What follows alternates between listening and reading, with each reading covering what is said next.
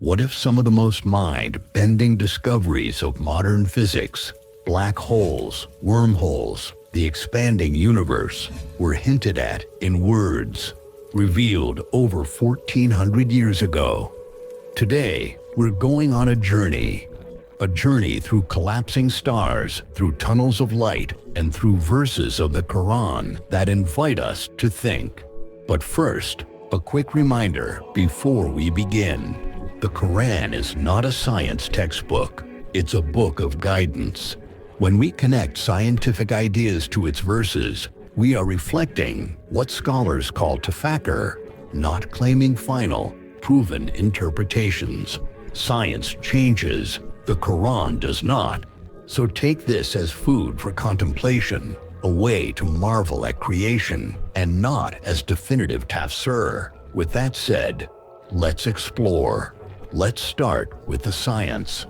The late physicist Stephen Hawking once suggested something extraordinary, that if you could somehow survive falling into a black hole, you might not be destroyed, you might emerge into another universe entirely. This connects to one of the deepest puzzles in physics, the information paradox. In quantum mechanics, information can never truly be destroyed. So when something falls into a black hole, where does that information go? Some physicists propose it must travel somewhere, perhaps to another dimension. This led to the theory of the white hole. Imagine the opposite of a black hole. If a black hole swallows everything, a white hole would pour everything out.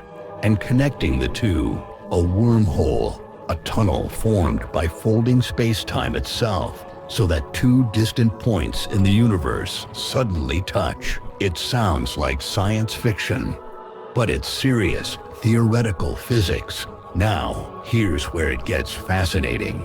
The 53rd chapter of the Quran, Surah At-Najm, the star, opens with a powerful oath.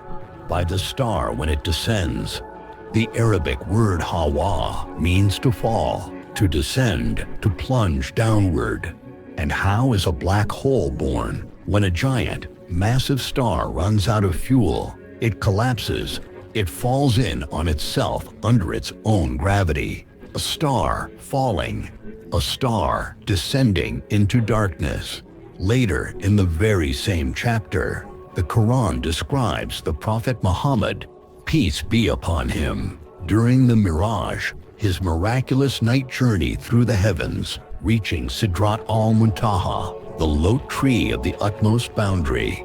The word Muntaha literally means the final limit, the point beyond which created beings cannot pass. It describes an ultimate cosmic boundary between our physical realm and the divine realm.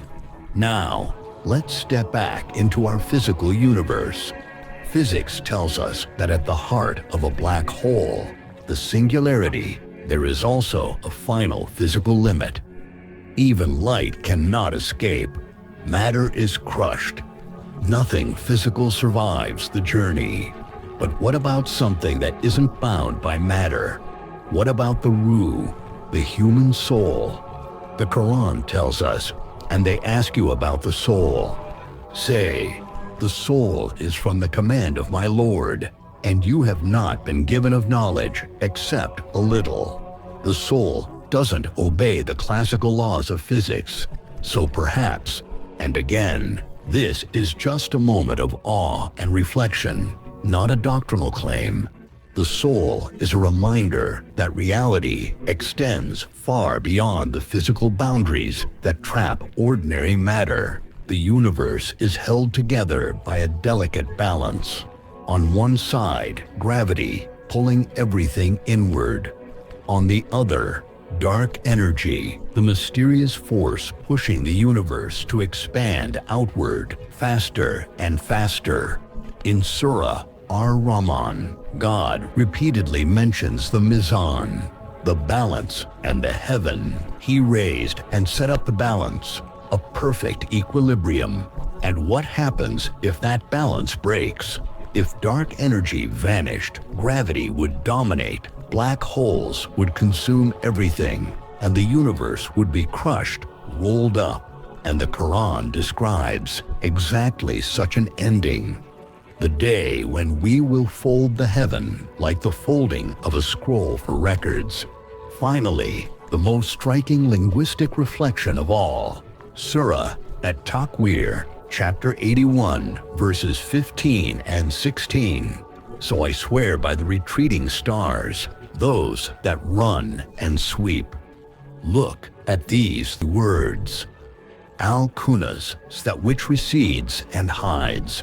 A black hole is literally a star that has hidden itself from view, vanishing into a singularity. Al-Jawar, the runners, the gallopers. And indeed, black holes don't sit still. They race through space at staggering speeds, some clocked at tens of millions of miles per hour.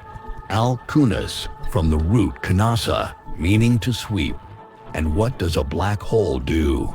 It sweeps up and devours everything that comes near it, pulled in by its colossal gravity. A star that hides, that runs, that sweeps. 3 words, 1 phenomenon. So what do we do with all of this? We don't claim certainty. We don't force the verses to fit. Instead, we do what the Quran asks of us again and again. We reflect. Indeed, in the creation of the heavens and the earth are signs for those of understanding. When the dots of science meet the dots of revelation, something beautiful happens. Not proof, but wonder. A deeper awe of the one who created the falling stars, the folding heavens, and the soul that journeys beyond. So keep thinking, keep questioning, keep looking up. If this gave you something to reflect on, share it with someone who loves both science and faith. Subscribe for more journeys through the cosmos and the Quran.